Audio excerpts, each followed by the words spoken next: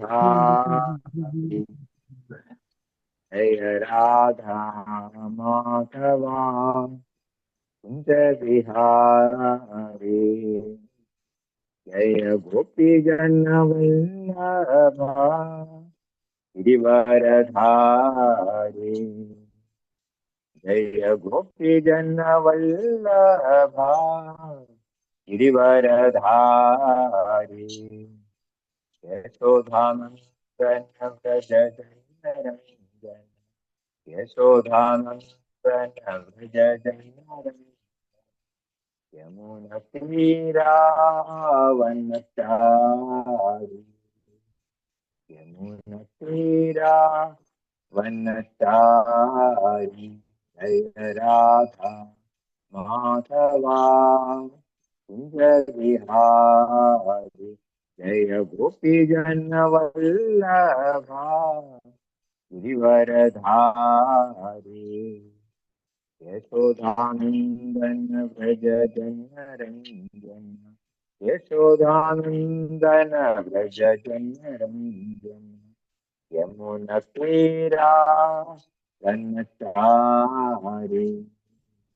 यमुनतीरावनचारि जय राधा माधवा कुंज बिहारी जय राधा माधवा कुंज बिहारी हरे कृष्णा कृष्ण कृष्ण हरे हरे हरे राम राम राम हरे हरे हरे कृष्णा कृष्ण कृष्ण कृष्ण हरे हरे हरे राम राम राम हरे हरे जय गुरुदेवा देवा जय गुरुदेव जय प्रभुपादा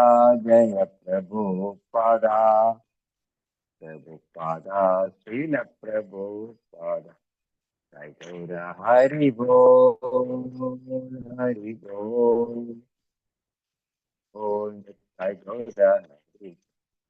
गौर हरि बोल हरि बोल जय गौर हरि बोल।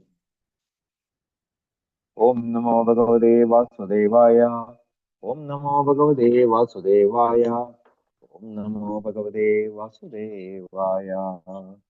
ओम अज्ञानतिमिरान्धस्य ज्ञानाञ्जनशलाकया चक्षुरुन्मीलितं येन तस्मै श्रीगुरवे नमः। श्रीचैतन्यमनोभीष्टं स्थापितं येन भूतले स्वयं रूपकदा मह्यं ददाति स्वपदान्तिकम्।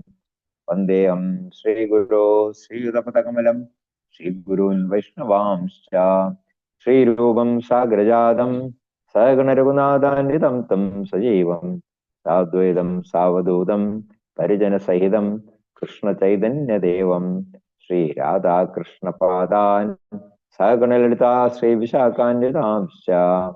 हे कृष्णकरुणा सिन्धो दीनबन्धो जगत्पते गोपेश गोपिकान्त राधाकान्त नमोस्तुते।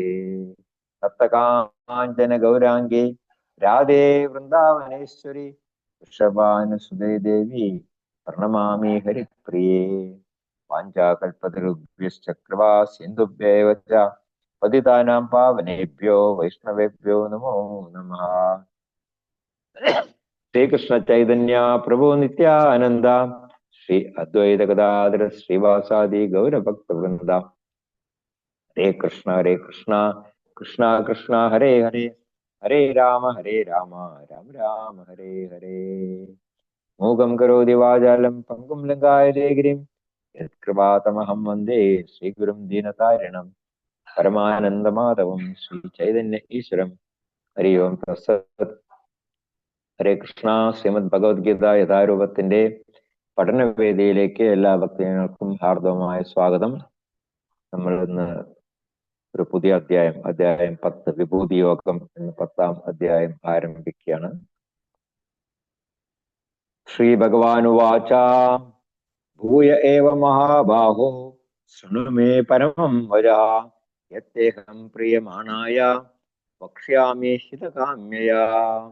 ശ്രീ ഭഗവാനുവാച ഭൂയ ഏവ മഹാബാഹോ ശൃണു മേ പരമം വചഃ യത്തേഹം പ്രിയമാണായ വക്ഷ്യാമി ഹിതകാമ്യയാ. ശ്രീ ഭഗവാനുവാച ഭൂയ ഏവ മഹാബാഹോ ശൃണു മേ പരമം വചഃ യത്തേഹം പ്രിയമാണായ വക്ഷ്യാമി ഹിതകാമ്യയാ. ഹരേ കൃഷ്ണ. ഓം നമോ ഭഗവതേ വാസുദേവായ. ശ്രീമദ് ഭഗവത്ഗീത യഥാരൂപ അധ്യായം 10 വിഭൂതിയോഗം. ശ്രീ ഭഗവാനുവാച ഭൂയ ഏവ മഹാബാഹോ ശൃണു മേ പരമം വചഃ യത്തേഹം പ്രിയമാണായ വക്ഷ്യാമി ഹിതകാമ്യയാ. ഹരേ കൃഷ്ണ. ഹരേ കൃഷ്ണ. ഓം നമോ ഭഗവതേ വാസുദേവായ. ഓം ശ്രീകൃഷ്ണ പരമാത്മനേ നമഃ. ശ്രീ ഭഗവാനുവാച ഭൂയ ഏവ മഹാബാഹോ ശൃണു മേ പരമം വചഃ യത്തേഹം പ്രിയമാണായ വക്ഷ്യാമി ഹിതകാമ്യയാ. ഹരേ കൃഷ്ണ. ഹരേ കൃഷ്ണ. ശ്രീ ഭഗവാനുവാച ഭൂയ ഏവ മഹാഭാഗോ ശൃണു മേ പരമം വചഃ യത്തേഹം പ്രിയമാണായ പശ്യാമി ഹിതകാമ്യയാ. ഹരേ കൃഷ്ണ. ഹരേ കൃഷ്ണ. ഓം നമോ ഭഗവതേ വാസുദേവായ. ശ്രീ ഭഗവാനുവാച ഭൂയ ഏവ മഹാബാഹോ ശൃണു മേ പരമം വചഃ യത്തേഹം പ്രിയമാണായ വക്ഷ്യാമി ഹിതകാമ്യയാ. ഹരേ കൃഷ്ണ. ഹരേ കൃഷ്ണ. ഹരേ കൃഷ്ണ. ദേവായ ഭൂയ ഏവ മഹാബാഹോ ശൃണു മേ പരമം വചഃ യത്തേഹം പ്രിയമാണായ വക്ഷ്യാമി ഹിതകാമ്യയാ. ഹരേ കൃഷ്ണ. ഹരേ കൃഷ്ണ. ശ്രീ ഭഗവാനുവാച ഭൂയ ഏവ മഹാബാഹോ ശൃണു മേ പരമം വചഃ യത്തേ അഹം പ്രിയമാണായ വക്ഷ്യാമി ഹിതകാമ്യയാ. ഹരേ കൃഷ്ണ പ്രഭു. ഹരേ കൃഷ്ണ പ്രഭു. ഓം നമോ ഭഗവതേ വാസുദേവായ. ശ്രീ ഭഗവാനുവാച ഭൂയ ഏവ മഹാബാഹോ ശൃണു മേ പരമം വചഃ യത്തേ അഹം പ്രിയമാണയ വക്ഷ്യാമി ഹിതകാമ്യയാ. ഹരേ കൃഷ്ണ. ഹരേ കൃഷ്ണ. ശ്രീലപ്രഭാതി വിവർത്തനം ഭാവാർത്ഥം. ശ്രീ ഭഗവാനുവാച പരമദിവ്യോത്തമ പുരുഷൻ അരുളി ചെയ്തു, മഹാബാഹോ കൈക്കരുത്തുള്ള അർജുന, പ്രിയമാണായ നീ എന്റെ സുഹൃത്തായതുകൊണ്ട് തേ നിനക്ക് ഏവം ഹിതകാമ്യയ തീർച്ചയായും ഹിതം വരണമെന്ന് ഉദ്ദേശിച്ചുകൊണ്ട് യത് യാതൊന്നിനെ അഹം ഞാൻ വക്ഷ്യാമി ഉപദേശിക്കാൻ തുടങ്ങുന്നു തത്പരമം വചഃ ആ പരമമായ വാക്കുകളെ ഭൂയഃ വീണ്ടും വീണ്ടും ശൃണു കേൾക്കൂ. പരമദിവ്യോത്തമ പുരുഷൻ അരുളി ചെയ്തു, കൈക്കരുത്തുള്ള അർജുന, നീ എന്റെ സുഹൃത്തായതുകൊണ്ട് നിനക്ക് തീർച്ചയായും ഹിതം വരണമെന്ന് ഉദ്ദേശിച്ചുകൊണ്ട് യാതൊന്നിനെ ഞാൻ ഉപദേശിക്കാൻ തുടങ്ങുന്നുവോ ആ പരമമായ വാക്കുകളെ വീണ്ടും വീണ്ടും കേൾക്കൂ. ശ്രീ ഭഗവാനുവാച. ഭഗവാൻ എന്ന വാക്കിന് വ്യാസദേവന്റെ പിതാവായിട്ടുള്ള പരാശരമുനി നൽകിയിട്ടുള്ള ഡെഫിനിഷൻ എന്താണെന്ന് വെച്ചിട്ടുണ്ടെങ്കിൽ ഐശ്വര്യസ്യ സമഗ്രസ്യ വീര്യസ്യ യശഃശ്രേയഃ ജ്ഞാനവൈരാഗ്യോശ്ചൈവ ഷണ്ണം ഭഗ ഇതിങ്കണ. എല്ലാ ഐശ്വര്യങ്ങള്, ധനം, പിന്നെ വീര്യസ്യ ബലം, യശഃ കീർത്തി, ശ്രിയ സൗന്ദര്യം, ജ്ഞാനം അറിവ്, അതുപോലെ തന്നെ വൈരാഗ്യം ത്യാഗം, ഈ 6 വിഭൂതികളും പൂർണ്ണമായിട്ടും ആരിലാണോ ഉള്ളത് ആ വ്യക്തിയെ മാത്രമേ ഭഗവാൻ എന്ന് വിശേഷിപ്പിക്കാൻ പറ്റുള്ളൂ എന്ന് പരാശരമുനി പറഞ്ഞിട്ടുണ്ട്. നമുക്കറിയാം ഈ ഭഗവത്ഗീതയിലെ എല്ലാ സ്ഥലത്തും ശ്രീകൃഷ്ണ ഉവാച അല്ലെങ്കിൽ ശ്രീ നാരായണ ഉവാച ഒന്നും പറഞ്ഞിട്ടില്ല. എല്ലാ സ്ഥലത്തും ശ്രീ ഭഗവാൻ ഉവാച എന്ന് മാത്രമേ പറഞ്ഞിട്ടുള്ളൂ. അപ്പൊ അതുകൊണ്ടാണ് ആ ഭഗവാന്റെ വാക്കുകൾ അത്രയും പരമമായിട്ടുള്ളത്. അപ്പോ 6 വിഭൂതികളും പൂർണ്ണമായിട്ടും തികഞ്ഞ വ്യക്തിയാണ് ഭഗവാൻ ശ്രീകൃഷ്ണൻ. അപ്പോ അങ്ങനെയുള്ള ആ ഭഗവാന്റെ വിഭൂതികളെയും അതുപോലെ തന്നെ ഭഗവാന്റെ ലീലകളെയും പ്രവർത്തനങ്ങളെയും കുറിച്ചിട്ടുള്ള വളരെ നിഗൂഢമായിട്ടുള്ള വിവരണങ്ങളാണ് നമുക്ക് ശ്രീമദ് ഭാഗവതത്തിലും ശ്രീമദ് ഭഗവത്ഗീതയിലും കാണാനായിട്ട് സാധിക്കുന്നത്. അപ്പൊ ഭഗവാൻ അർജുനന് ഈ അധ്യായത്തിൽ വിവരിക്കാൻ തുടങ്ങുന്നത് ഭഗവാന്റെ വിഭൂതികളെ പറ്റിയിട്ടാണ്. അപ്പൊ അതുകൊണ്ടാണ് ഈ അധ്യായത്തിന്റെ പേര് തന്നെ ഭഗവാൻ വിഭൂതി യോഗം എന്ന് കൊടുത്തിരിക്കുന്നത്. 7-ാം അധ്യായത്തിൽ നാം കണ്ടു ഭഗവാൻ തന്റെ വിവിധ ശക്തികളുടെ പ്രവർത്തന രീതികളെ പറ്റിയിട്ട് വിവരിച്ചിരുന്നു. രസോഹം അപ്സുകൗന്ദേയ, വെള്ളത്തിലെ രസം ഞാനാണ്. പുണ്യഗന്ധ പൃഥിവ്യാം, ഭൂമിയുടെ ആ മണ്ണം അത് ഞാനാണ്. ബീജം മാം സർവഭൂതാനാം, എല്ലാ ജീവജാലങ്ങൾക്കും ബീജം പ്രദാനം ചെയ്യുന്ന ഞാനാണ്. അഹം ബീജപ്രദസ്ഥിത. പിന്നെ ബലം ബലവതാം ചാഹം, ശക്തിമാന്മാരുള്ള ആ ബലം ഞാനാണ്.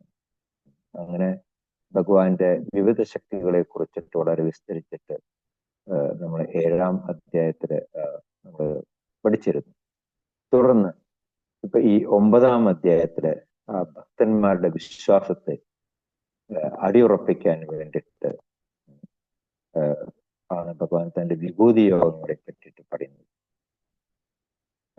അതിനിടയ്ക്ക് നമ്മൾ കണ്ടു 9-ാം അധ്യായത്തിൽ രാജവിദ്യ രാജഗുഹ്യ യോഗത്തിനെ പറ്റി പറഞ്ഞിരുന്നു. പിന്നെ ഭഗവാന്റെ ആവിർഭാവങ്ങളെ കുറിച്ചിട്ട് പറഞ്ഞിട്ടുണ്ടായിരുന്നു.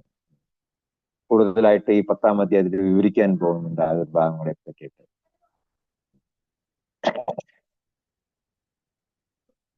ശ്രീമദ് ഭാഗവതത്തിന്റെ 10-ാം സ്കന്ധത്തിന്റെ 9-ാം അധ്യായത്തില് ഭഗവാന്റെ സൽക്കർമ്മങ്ങളെ കുറിച്ചിട്ട് വിവരിച്ചിട്ടുണ്ട്.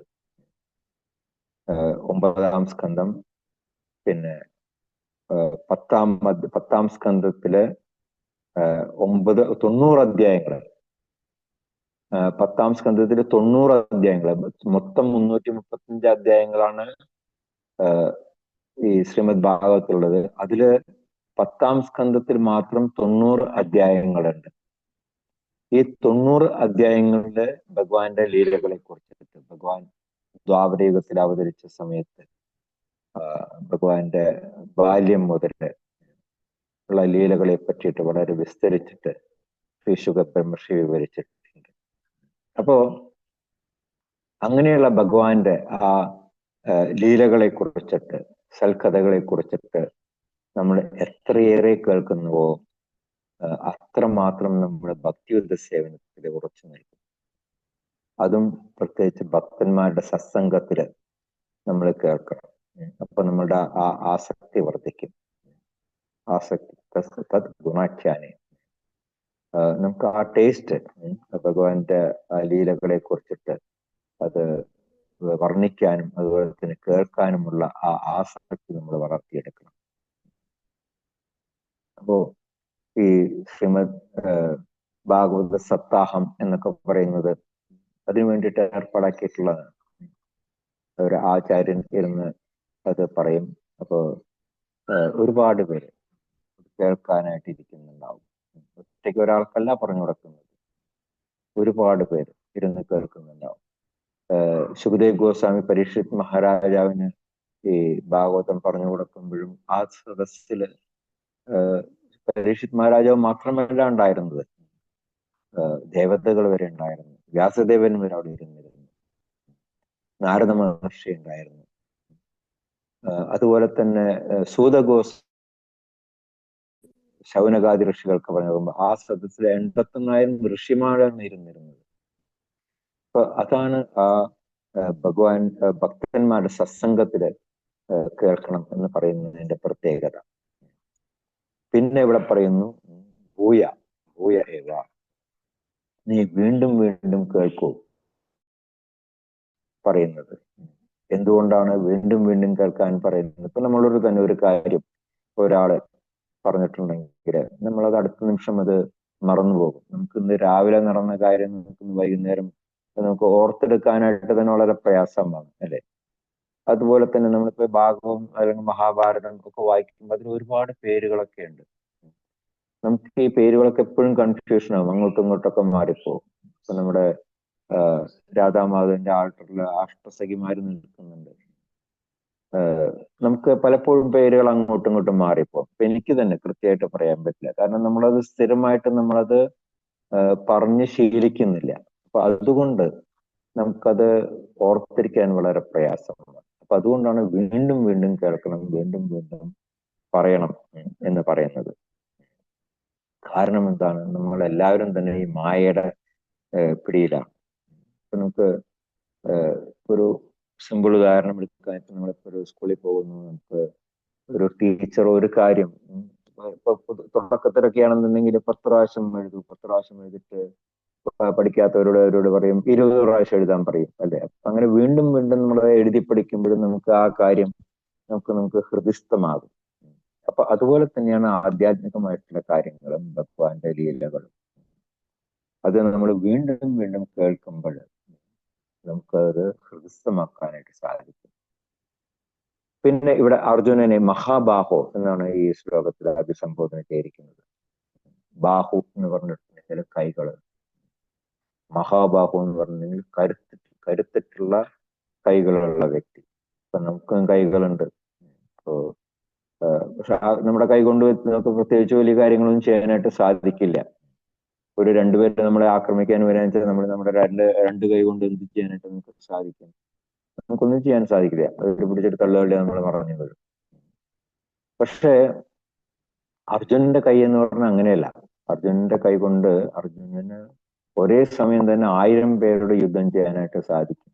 അത്രയും കരുത്തുള്ള കൈകളാണ് അർജുനന്റെ കൈകൾ. അതുകൊണ്ടാണ് ഇവിടെ അർജുനനെ മഹാബാഹു എന്ന് അഭിസംബോധന ചെയ്യുന്നത്. പിന്നെ വേറൊരർത്ഥം ശ്രീരാപ്പുരവാര് പറയുന്നത് ദൃഢനിശ്ചയം, നിശ്ചയദാർഢ്യം ഇല്ല എന്നുണ്ടെങ്കിൽ നമുക്കൊരിക്കലും കൃഷ്ണാബോധത്തിൽ പുരോഗതി പ്രാപിക്കാനായിട്ട് സാധിക്കില്ല. നമുക്ക് നമ്മുടെ ഈ ഭൗതിക പ്രകൃതിയുമായിട്ട്, ഭൗതിക പ്രകൃതിയുടെ നിയമങ്ങളുമായിട്ട് നമുക്ക് പൊരുതണം എന്നുണ്ടെങ്കിൽ നമുക്കൊരു നിശ്ചയദാർഢ്യം വേണം. അതല്ല എന്നുണ്ടെങ്കിൽ നമുക്ക് പിടിച്ചു നിൽക്കാനായിട്ട് സാധിക്കില്ല. ഇപ്പോ 4 നിയമങ്ങൾ, അവിഹിത ബന്ധം, മദ്യപാനം, മാംസാഹാരം, ചൂതുകളി, ഈ 4 കാര്യങ്ങൾ വളരെ പ്രോമിനന്റ് ആണ് ഇന്നത്തെ ഈ സമൂഹത്തിൽ. അപ്പോ അത് വേണ്ട എന്ന് വെക്കണം എന്നുണ്ടെങ്കിൽ വളരെ പ്രയാസമാണ്. പലരും ഈ ദീക്ഷയ്ക്ക് വരുന്നവര് ഈ 4 കാര്യങ്ങൾ കേൾക്കുമ്പോൾ തന്നെ അവര് പിന്മാറിക്കളയും. ശ്രീലപ്രഭുവാരുടെ സമയത്തും ഉണ്ടായിരുന്നു ഈ കാരണം. ശ്രീലപ്രഭുവാര് വെസ്റ്റിലാണ് ഇത് തുടങ്ങിയത്. അപ്പോൾ അവിടെ ഇതെല്ലാം സാധാരണയായിട്ടുള്ള കാര്യങ്ങളാണ്.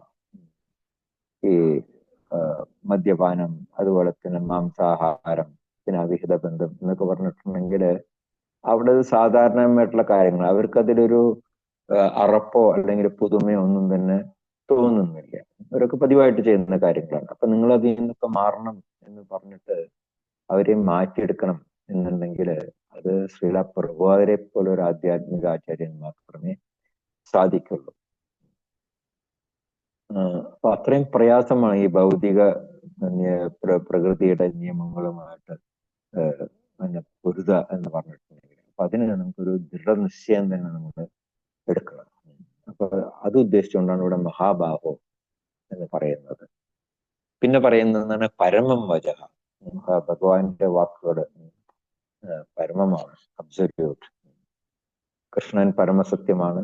അതുപോലെ തന്നെ കൃഷ്ണന്റെ ഓരോ വാക്കുകളും പരമസത്യമാണ്. ഇപ്പോ നമ്മളും കൃഷ്ണനും തമ്മിലുള്ള വ്യത്യാസം എന്ന് പറയുന്നത്, നമുക്ക് പൊതുവെ 4 ദോഷങ്ങളുണ്ട്. എന്തൊക്കെയാണത്? ഈ തെറ്റ് ചെയ്യാനുള്ള പ്രവണത, പിന്നെ മായയ്ക്ക് അധീനരാകുക, പിന്നെ നമ്മുടെ ഇന്ദ്രിയങ്ങൾ അപൂർണമാണ്, പിന്നെ മറ്റുള്ളവരെ ചതിക്കാനുള്ള പ്രവണത, ഇതെല്ലാം തന്നെ നമുക്ക് പൊതുവെ കാണാനായിട്ട് സാധിക്കും നമ്മുടെ സമൂഹത്തിൽ. പക്ഷെ കൃഷ്ണൻ അങ്ങനെയല്ല. അങ്ങനെ ആവശ്യമില്ലാതെ ആരെയും ചതിക്കില്ല.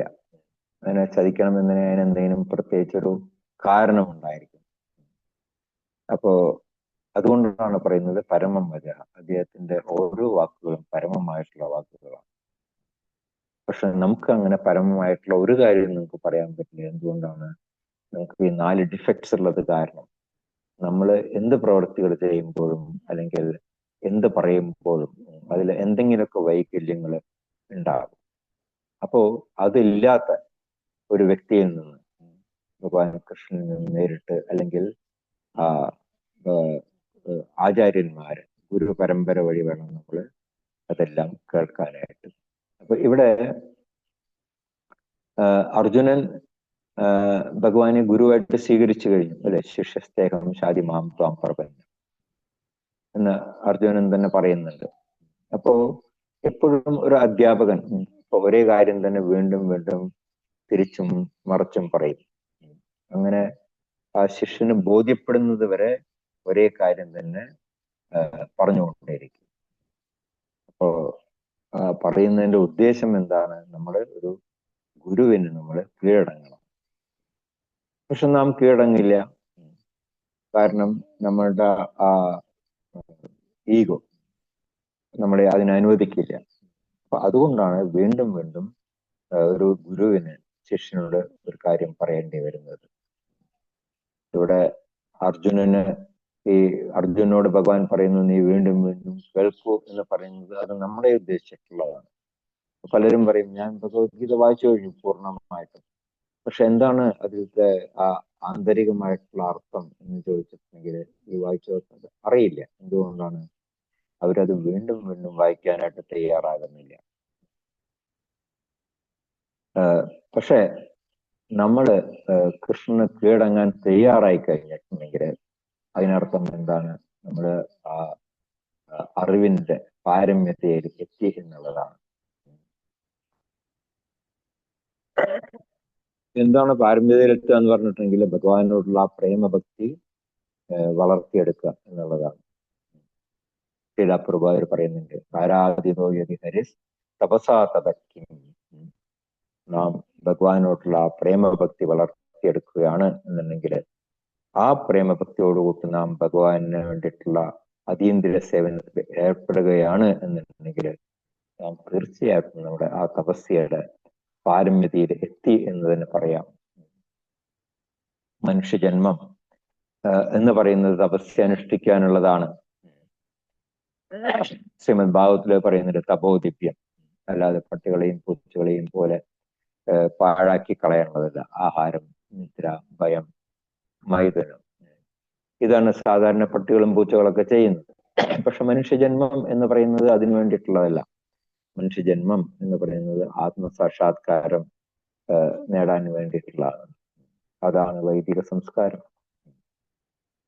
ഹിരണ്യകശിപുവും ഒരുപാട് കഠിനമായിട്ടുള്ള തപസ്സുകളും യാതനകളും എല്ലാം അനുഷ്ഠിച്ചിരുന്നു. പക്ഷെ എന്തായിരുന്നു ഹിരണ്യകശിപുവിന്റെ ഉദ്ദേശം? ആത്മസാക്ഷാത്കാരം നേടലായിരുന്നില്ല. കൂടുതൽ ശക്തി ആർജിക്കുക, അതുപോലെ തന്നെ മരണമില്ലാതെ ജീവിക്കുക, ഇതൊക്കെയായിരുന്നു ഉദ്ദേശം. ഇന്നത്തെ കാലത്തും പലരും അതൊക്കെ തന്നെയാണ് ചെയ്യുന്നത്.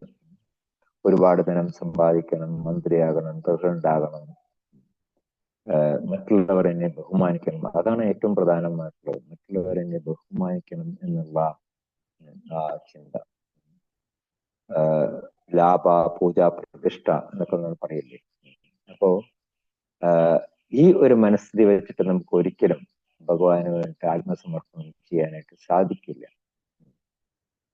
അപ്പോ അതുകൊണ്ടാണ് ഇത്രയും ഗൗരവത്തോടു കൂടിയിട്ട് വീണ്ടും വീണ്ടും ഭഗവാൻ അർജുനനോട് പറയുന്നത് യത്തേഹം പ്രിയമാണായ വക്ഷ്യാമി ഹിതകാമയ. നീ എനിക്ക് ഏറ്റവും പ്രിയപ്പെട്ടവനാണ്, അതുകൊണ്ട് ഞാൻ നിനക്ക് പറഞ്ഞു തരുന്നതിന്റെ ഉദ്ദേശം തന്നെ നിനക്ക് നല്ലത് വരണം എന്നുള്ളതാണ്. അപ്പോ എന്തുകൊണ്ടാണ് അർജുനൻ കൃഷ്ണന് ഏറ്റവും പ്രിയപ്പെട്ടവനായത്? ഒരു ശിഷ്യൻ ഗുരുവിന് പ്രിയപ്പെട്ടവനാകാനായിട്ട് ഒരു ശിഷ്യൻ എന്ത് ചെയ്യണം? നമ്മൾ 4-ാം അധ്യായത്തിൽ പഠിച്ചിരുന്നു, പദ്ധതി നിപാതേന പരിപ്രശ്നേന സേവയാ. നമ്മള് ഗുരുവിന് വേണ്ടിയിട്ട് സേവനം ചെയ്യണം. ഗുരുവിന്റെ വാക്കുകളെ നമ്മൾ ശ്രദ്ധാപൂർവം കേൾക്കണം. അത് നമ്മുടെ ജീവിതത്തിൽ പകർത്തണം. അത് മറ്റുള്ളവർക്ക് പറഞ്ഞു കൊടുക്കണം. അപ്പോൾ മാത്രമേ നമ്മൾ ഗുരുവിന് പ്രിയപ്പെട്ടവനാകുന്നുള്ളൂ. അപ്പോ ഗുരു വിചാരിക്കും ഇവനെ കാര്യങ്ങൾ പറഞ്ഞു മനസ്സിലാക്കേണ്ടത് അത് എൻ്റെ ഒരു കർത്തവ്യമാണ്. പക്ഷെ ഇന്നത്തെ വിദ്യാലയ അന്തരീക്ഷം എന്ന് പറയുന്ന അങ്ങനെയല്ല. ഇത്തരത്തിലുള്ള ഒരു ഗുരു ശിഷ്യ ബന്ധം നമുക്ക് ഇന്നത്തെ കാലത്ത് കാണാനായിട്ട് സാധിക്കില്ല. പല അധ്യാപകന്മാരും പണത്തിന് വേണ്ടി മാത്രം ഈ ഒരു പ്രൊഫഷൻ, പഠിപ്പിക്കുക എന്നുള്ള പ്രൊഫഷൻ സ്വീകരിച്ചിരിക്കുന്നവരാണ്. പണ്ട് കാലത്ത് ഗുരുകുല സമ്പ്രദായത്തിൽ അങ്ങനെ ആയിരുന്നില്ല. അവരൊന്നും തന്നെ പണത്തിന് വേണ്ടിയിട്ടല്ല ശിഷ്യന്മാരെ സ്വീകരിക്കുന്നത്. ശിഷ്യന്മാർക്ക് അറിവ് പകർന്നു കൊടുക്കുക എന്നുള്ളതായിരുന്നു ഉദ്ദേശം. പക്ഷെ ഇന്ന് അങ്ങനെ നമുക്ക് കാണാനായിട്ട് സാധിക്കില്ല. അപ്പോ അതാണ് പഴയ വൈദിക സംസ്കാരവും അതുപോലെ ഇപ്പോഴത്തെ ഈ പുരോഗതി എന്ന് പറയുന്ന ആ സംസ്കാരവും തമ്മിലുള്ള വ്യത്യാസം. അപ്പൊ ഇവിടെ ഭഗവാൻ അർജുനനോട് പറയുന്നു, നീ വീണ്ടും വീണ്ടും കേൾക്കൂ, എങ്കിൽ മാത്രമേ നിനക്ക് എന്നോടുള്ള ആ ഭക്തി വളർത്തിയെടുക്കാനായിട്ട് സാധിക്കുള്ളൂ എന്ന് പറയുന്നുണ്ട്. അപ്പൊ അങ്ങനെ ഭഗവാൻ കൃഷ്ണന് എപ്പോഴും സേവിക്കുന്നവര്, ഭഗവാൻ കൃഷ്ണന്റെ വാക്കുകളെ അതേപതി ജീവിതത്തിൽ പകർത്തുന്നവര്, അവര് പരമഭക്തന്മാരാണ്. മഹാദേവൻ തന്നെ പാർവതിയോട് പറയുന്നു,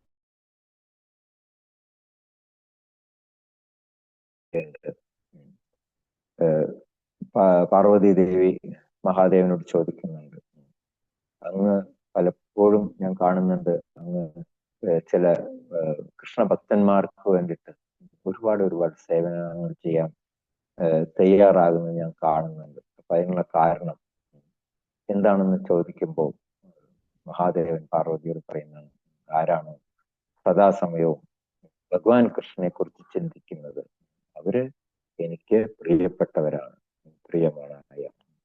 അപ്പോ അങ്ങനെ അത്തരത്തിലുള്ള ഒരു ഭക്തനായിരുന്നു ഒരു ധീരബുദ്ധി എന്ന് പറയുന്ന ഒരു ഭക്തൻ.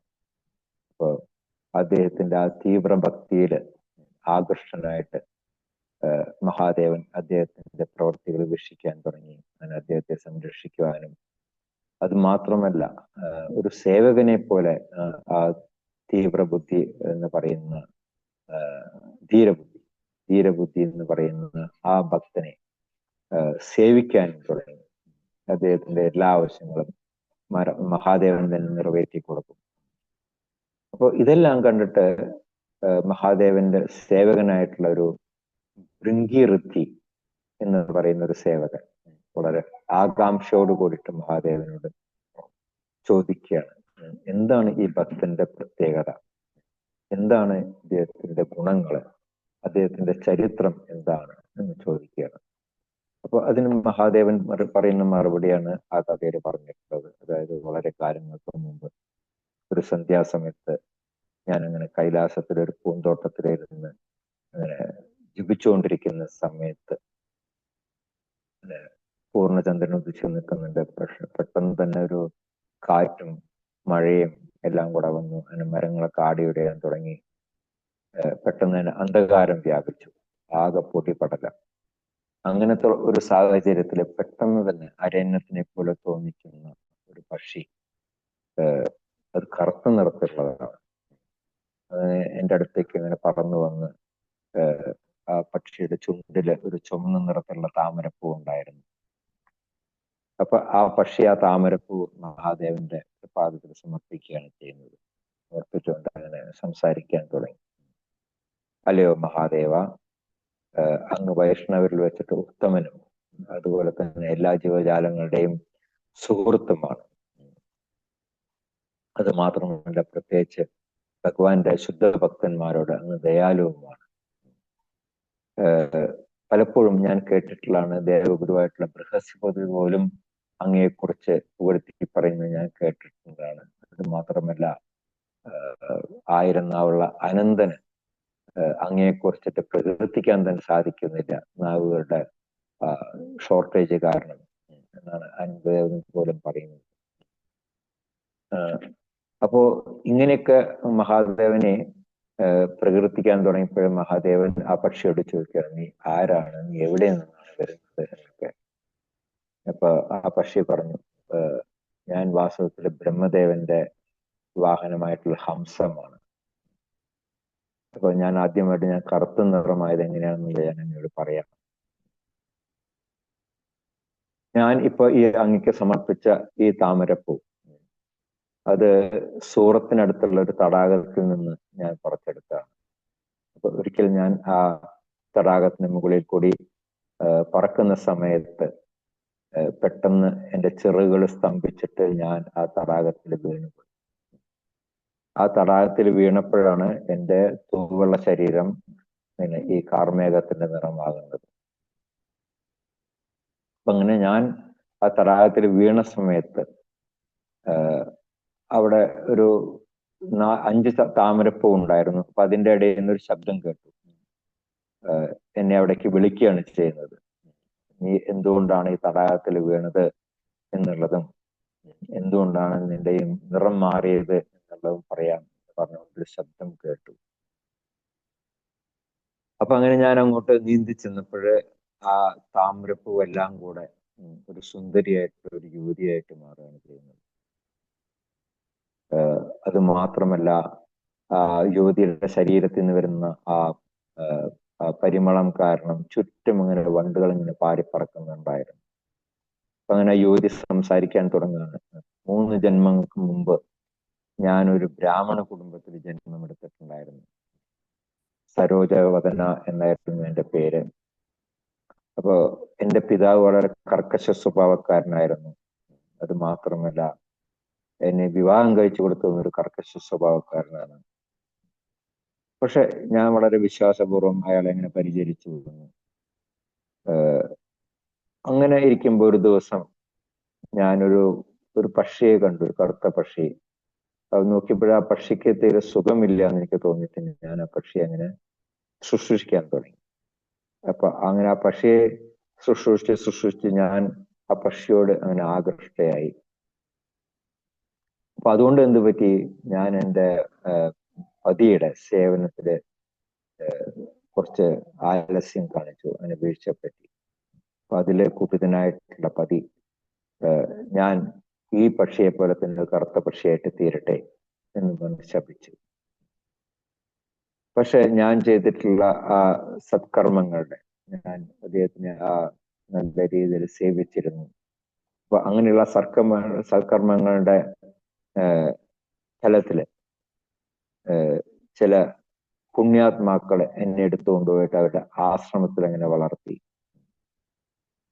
അങ്ങനെ അവിടെ ഇരിക്കുമ്പോൾ ഒരു ദിവസം അവരിങ്ങനെ ഈ ഭഗവത്ഗീത 10-ാം അധ്യായം പാരായണം ചെയ്യുന്നത് ഞാൻ കേൾക്കാൻ ഇടയായി എന്നുള്ളതാണ് പറയുന്നത്.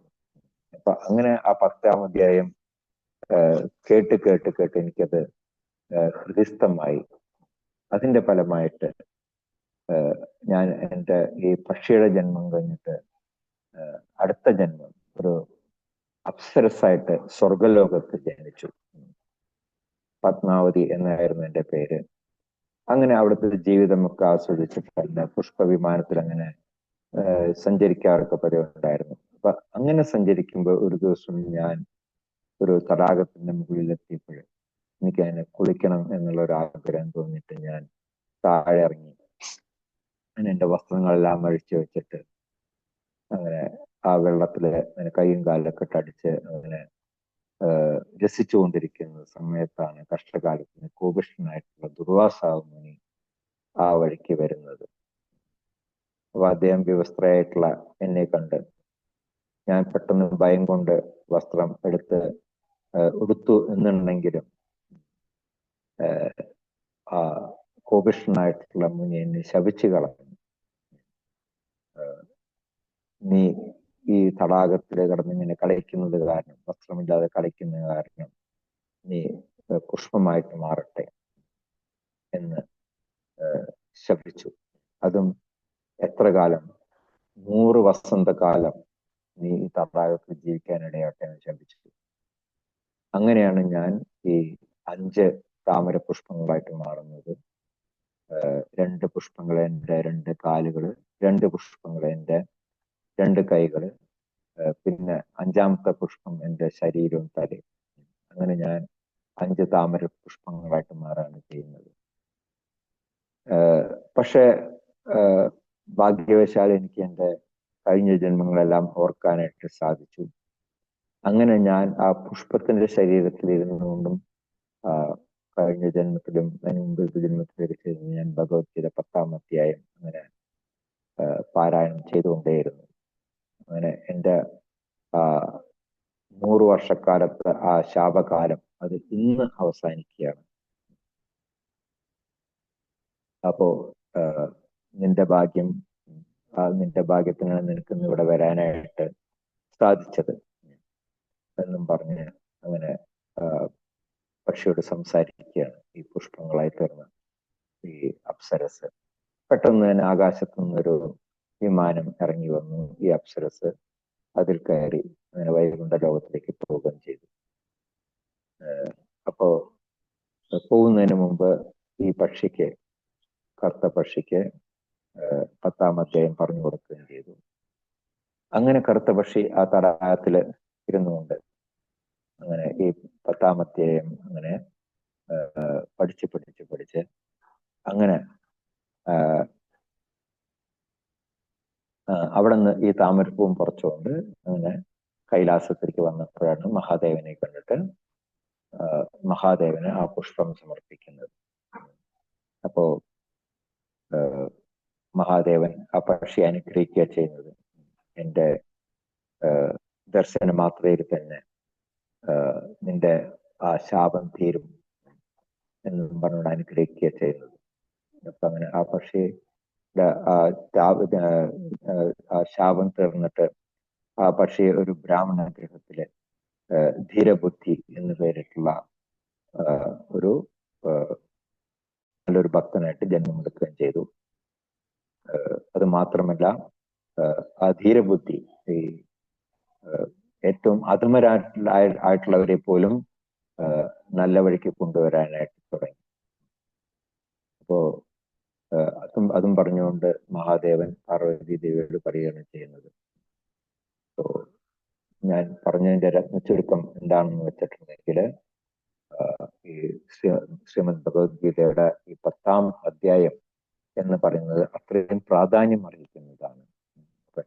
ആരാണോ അത് വളരെ ശ്രദ്ധയോടും ഭക്തിയോടും കൂട്ട് പാരായണം ചെയ്യുന്നത്, ഗുണത്തിന് ശ്രവിക്കുന്നത്, അവർക്കും ഭഗവാനുള്ള ഭക്തി മാർഗത്തില്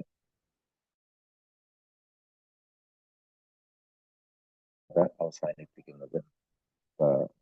അതുകൊണ്ടാണ് ഇവിടെ ഭഗവാൻ അർജുനോട് പറയുന്നത്, നീ വീണ്ടും വീണ്ടും ഞാൻ എന്താണ് പറയാൻ പോകുന്നത് നീ കേൾക്ക് എന്ന് പറയുന്നത്. അതുകൊണ്ടാണ്.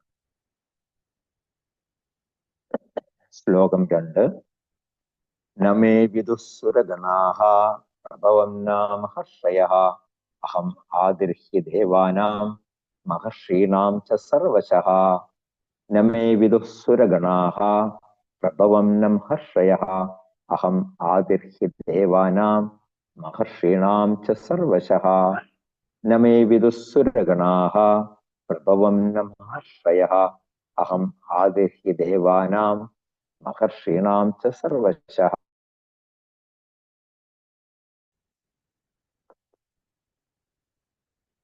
ആരെങ്കിലും വായിക്കുന്നുണ്ടോ? ഹരേ കൃഷ്ണ. ഹരേ കൃഷ്ണ. ഓം നമോ ഭഗവതേ വാസുദേവായ. നമേ വിദുസുരഗണ പ്രഭവം ന മഹർഷയ അഹമാദിർഹി ദേവാന മഹർഷീണാം ച സർവശ. ഹരേ കൃഷ്ണ. ഹരേ കൃഷ്ണ പ്രഭു. ഓം നമോ ഭഗവതേ വാസുദേവായ. നമേ വിദുസുരാഗണഃ പ്രഭവം നാമഹർഷയഃ അഹം ആദിർഹി ദേവാനാം മഹർഷീണാം ച സർവശഃ. ഹരേ കൃഷ്ണ. ഹരേ കൃഷ്ണ. ശ്ലോകം 2. നമേ വിദു സുരഗണഃ പ്രഭവം നാമഹർഷയഃ അഹമാതിർഹി ദേവാനാം മഹർഷീണാം ച സർവശഃ. ഹരേ കൃഷ്ണ. ഹരേ കൃഷ്ണ. ഓം നമോ ഭഗവതേ വാസുദേവായ. നമേ വിദുസുരഗണ പ്രഭവം ന മഹർഷയഃ. അഹമാതിർഹി ദേവാനാം മഹർഷീണാം ച സർവശഃ. ഹരേ കൃഷ്ണ. ഹരേ കൃഷ്ണ. നമേ സുരഗണാഃ പ്രഭവം ന മഹർഷയഃ. അഹം ആദിർഹി ദേവാനാം മഹർഷീണാം ച സർവശഃ. ഹരേ കൃഷ്ണ. ഹരേ കൃഷ്ണ. ശ്രീലപ്രഭാതിവർത്തനം ഭാവാർത്ഥവും സുരഗണാഹ ദേവന്മാരും മഹർഷയഃ ഋഷിമാരും മേ എന്റെ പ്രഭവം ഉൽപ്പത്തി വിഭൂതി എന്നിവയെ പറ്റി ന വിദുഹു അറിയുന്നില്ല. സർവശഃ എല്ലാ പ്രകാരത്തിലും അഹം ഞാൻ ഹി തീർച്ചയായും ദേവാനാം ദേവന്മാരുടെയും മഹർഷീണാം ച ഋഷിമാരുടെയും ആദിഹി ഉത്ഭവസ്ഥാനമാകുന്നു. ദേവന്മാരും ഋഷിമാരും എന്റെ ഉൽപ്പത്തി വിഭൂതി എന്നിവയെ പറ്റി അറിയുന്നില്ല. എല്ലാ പ്രകാരത്തിലും ഞാൻ തീർച്ചയായും ദേവന്മാരുടെയും ഋഷിമാരുടെയും ഉത്ഭവസ്ഥാനമാകുന്നു. അപ്പൊ കൃഷ്ണനാണ് എല്ലാറ്റിൻ്റെയും ആദി തുടക്കം എന്ന് പറയുന്നത്. ബ്രഹ്മസംഹിതയിൽ സ്ഥിരീകരിച്ചിട്ടുണ്ട്. ഈശ്വര പരമകൃഷ്ണ സച്ചിദാനന്ദ വിഗ്രഹ അനാദിർ ആദി ഗോവിന്ദ സർവകാരണ കാരണം. എല്ലാ കാരണങ്ങൾക്കും കാരണം ഭഗവാൻ തന്നെയാണ്. ആദി എല്ലാറ്റിൻ്റെയും തുടക്കം ഭഗവാനിൽ നിന്നാണ്. ഭഗവാന് ശേഷമാണ് മഹാദേവൻ തുടങ്ങിയിട്ടുള്ള എല്ലാ ദേവന്മാരും ഉണ്ടായത്. കൃഷ്ണനിൽ നിന്ന് വിഷ്ണു, വിഷ്ണുവിൽ നിന്ന് ബ്രഹ്മദേവൻ. വേദസൂത്രത്തിൽ പറയുന്നുണ്ട് ഏകോപഹുസ്യാൻ ഒന്നായിട്ടുള്ള ഞാൻ പലതായി തീർന്നു എന്ന് ഭഗവാൻ തന്നെ പറയുന്നുണ്ട്. അപ്പൊ അങ്ങനെ കൃഷ്ണൻ തന്നെ സ്വയം വിസ്തരിക്കുകയാണ് ചെയ്യുന്നത്. വിഷ്ണു തത്വം, ജീവതത്വം, ശക്തിതത്വം, അങ്ങനെ പല തത്വങ്ങൾ എല്ലാവരും. അപ്പൊ അതുകൊണ്ട് ഈ പറയുന്ന എല്ലാത്തിൻ്റെയും ആദി തുടക്കം അത് കൃഷ്ണനാണ്. അഹം ആദിർഹി ദേവാന. കൃഷ്ണൻ തന്നെ ആണ് ബലദേവ തത്വം സ്വയം പ്രകാശമായിട്ട് അങ്ങനെ വരുന്നത്. പിന്നെ അദ്ദേഹത്തിൽ നിന്ന് വാസുദേവൻ, സംഘർഷണൻ, പ്രദ്യുമ്നൻ, അനിരുദ്ധൻ, പിന്നെ സംഘർഷനിൽ നിന്ന് നാരായണൻ, പിന്നെ വാസുദേവൻ, സംഘർഷണൻ, പ്രദ്യുമ്നൻ, അനിരുദ്ധൻ വീണ്ടും വരുന്നുണ്ട്. അപ്പോ ആ സംഘർഷനിൽ നിന്നാണ് പിന്നെ കാരണോദകശായ വിഷ്ണു, പിന്നെ ഗർഭോദകശായ വിഷ്ണു, ക്ഷീരോദകശായ വിഷ്ണു എല്ലാം വരുന്നത്. ആ ഗർഭോദകശായ വിഷ്ണു എന്നാണ് ബ്രഹ്മദേവൻ വരുന്നത്. ബ്രഹ്മദേവനിൽ നിന്ന് ശിവൻ വരുന്നു. പിന്നെ മറ്റുള്ള ഇന്ദ്രൻ, ചന്ദ്രൻ, വരുണൻ, സൂര്യൻ ഇവരെല്ലാവരും തന്നെ വരുന്നത് അങ്ങനെയാണ്. അപ്പൊ ദശലക്ഷക്കണക്കിന് ദേവതന്മാരുണ്ട്. അതുപോലെ തന്നെ ദശലക്ഷക്കണക്കിന് മനുഷ്യരും ഉണ്ട്. അത്ര തന്നെ പലതരത്തിലുള്ള ജീവികളും ഉണ്ട്. ദേവതരിൻ നരാദിഷു, ദേവതകള്, പിന്നെ മൃഗങ്ങള്, പക്ഷികള്, പിന്നെ മരങ്ങള്, അങ്ങനെ പലതരത്തിലുള്ള ജീവജാലങ്ങളുണ്ട്. ഇവരുടെ എല്ലാവരുടെയും തുടക്കം എന്ന് പറയുന്നത് ഭഗവാനാണ്. അപ്പൊ അങ്ങനെ ഭഗവാന്റെ ഈ വിസ്തരണങ്ങള് എന്ന് പറയുന്നത് വളരെ എണ്ണമറ്റതാണ്. അത് എണ്ണി തീർക്കാനായിട്ട് സാധിക്കില്ല. അപ്പൊ എല്ലാത്തിൻ്റെയും ഉറവിടം അഹം ആദി, എല്ലാത്തിൻ്റെയും ഉറവിടം ഭഗവാനാണ്. അതാണ് നാം മനസ്സിലാക്കേണ്ടത്. കാരണം ഭഗവാനോട് പറയുന്നു നമേ വിദുസുരഗണാഹ പ്രഭവന്ന മഹർഷയ. പലപ്പോഴും ദേവന്മാരും ഋഷിമാരും പോലും ഈ കാര്യത്തിൽ അജ്ഞരാണ് പറയുന്നത്. 7 പ്രധാനപ്പെട്ട ഋഷിമാരുണ്ട്. നമ്മൾ സപ്തർഷികൾ എന്ന് പറയില്ലേ. മരീചി, വസിഷ്ഠൻ, വിശ്വാമിത്രൻ, ഭരദ്വാജൻ, ഗൗതമൻ, ജമദഗ്നി, കശ്യപൻ, അങ്ങനെ 7 ഋഷിമാരുണ്ട്. നമ്മള് ഈ ഉത്തരദിശയിൽ നോക്കി കഴിഞ്ഞിട്ടുണ്ടെങ്കിൽ 7 നക്ഷത്രങ്ങൾ കാണാം. അപ്പൊ ഈ 7 നക്ഷത്രങ്ങളും ഈ 7 ഋഷിമാരുടെ വാസസ്ഥാനമാണ്. അപ്പൊ അങ്ങനെയുള്ള അവർക്ക് പോലും ഭഗവാന്റെ ഈ പരമമായിട്ടുള്ള നിലയെ പറ്റിയിട്ട് പലപ്പോഴും അറിയാൻ സാധിക്കുന്നില്ല എന്നാണ് ഭഗവാൻ ഇവിടെ പറയുന്നത്.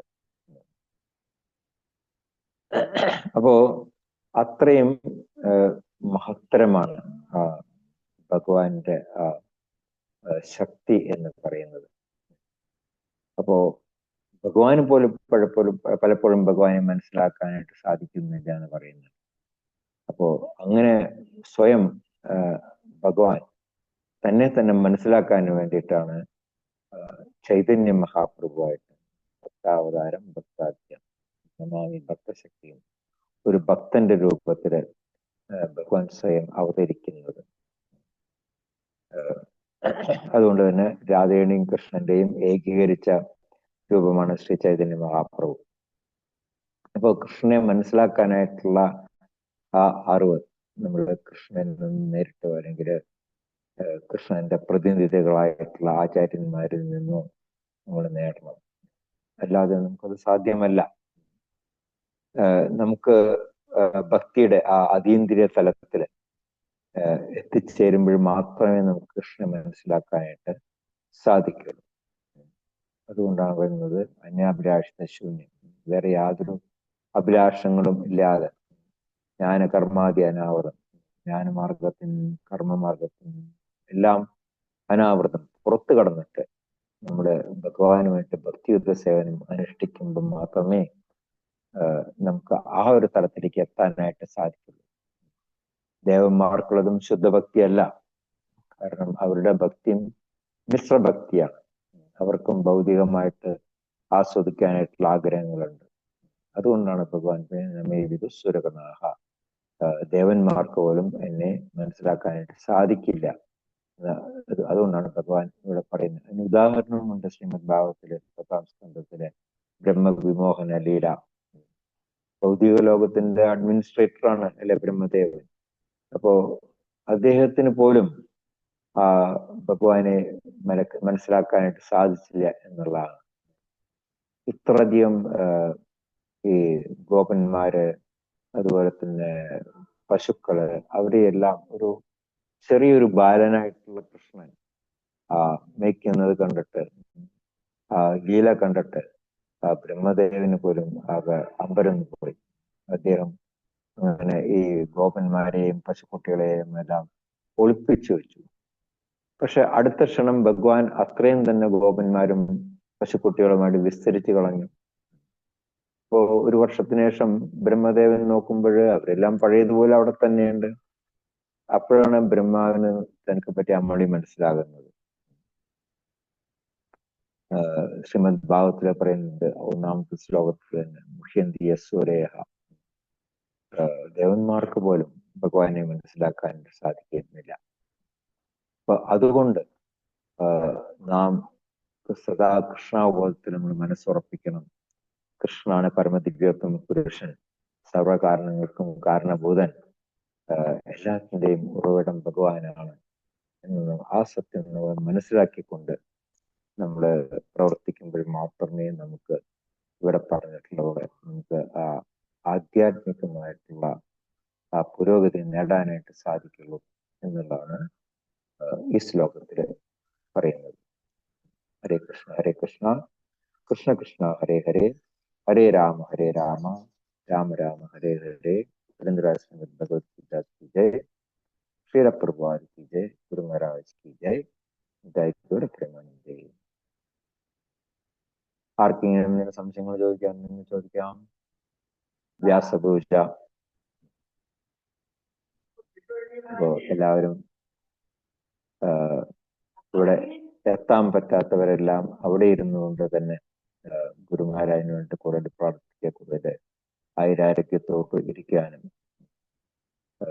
നമുക്ക് എല്ലാ അനുഗ്രഹങ്ങളും അതുപോലെ തന്നെ എല്ലാ നിർദ്ദേശങ്ങളും ഉപദേശങ്ങളും തരാനായിട്ട് കൂടുതൽ ശക്തി ഗുരുമഹാരാജൻ ഉണ്ടാകട്ടെ എന്നെല്ലാവരും പ്രാർത്ഥിക്കുക. ഹരേ കൃഷ്ണ.